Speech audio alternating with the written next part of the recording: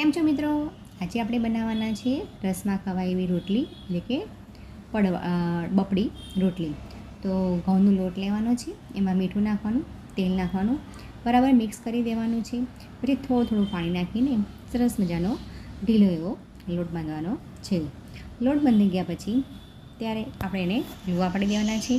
2 લુવા પાડવાના, એમાં બંને લુવા પર થોડું તેલ લઈ ઉપર અટામણ છાંટી બંને લુવા મિક્સ કરી દેવાના છે. પછી એને બંને બાજુથી ગોળ વણી લેવાની છે.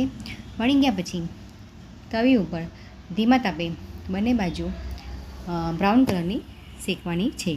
હલકા હાથે શેકજો, કારણ કે આ રોટલીને આપણે ખોલવાની છે એટલા માટે. અને આ બપડી રોટલી એ તમે રસ જોડે ખાજો, ખૂબ જ સરસ લાગે છે. અને ગુજરાતીઓમાં તો ખાસ આ રોટલી જોવા મળે છે. બંનેને ખોલી દેવાની, ઘી ચોપડી દેવાનું, તો સરસ મજાની બપડી રોટલી